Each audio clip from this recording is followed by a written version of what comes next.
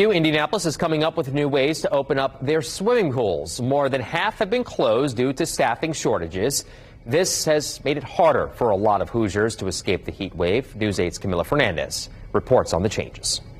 A pool that was once used by the community, now one of 12 that aren't available to help people cool off from the sweltering heat. It's unfortunate, especially, those that are so far out, and I feel like some of the pools that, kids want to get to and can't because they're not open. There are 17 Indy Park swimming pools, but now only 5 are open, including Frederick Douglass Park. According to city officials, a lifeguard shortage impacted a lot of these pools. It has to do partly with the pipeline of folks not really having the skills to swim. I have a lot of nieces and nephews that I have to go out, to the far east side and the far west side just to go pick up, and then it's kind of, hard to just travel, especially with gas prices being so high. The director of Indy Parks, Phyllis Boyd, says some people applied but weren't able to pass the certification test. The city is now seeking to hire dozens of lifeguards to open more pools. So we're thinking proactively about how we help to build that pipeline,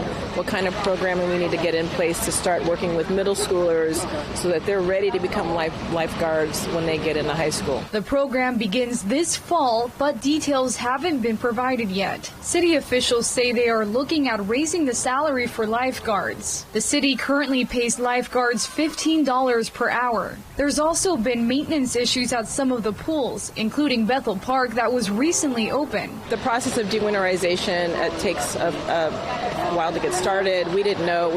You don't know about those issues until the pool fills, and even then when you fill it, the problems might not make themselves apparent until it's been running for a few days. She adds some people are being turned away at the pools that are open because they get too crowded. Despite some challenges, residents like Kachina Jones remain hopeful. I hope they can find more lifeguards and things like that for these pools to open so they have, more fun and things like that. Indy Parks wants people to remember that most of the splash pads are now open. There are 17 splash pads across the city. Reporting in Indianapolis, Camila Fernandez, WishTV, WishTV.com, and follow us on Facebook.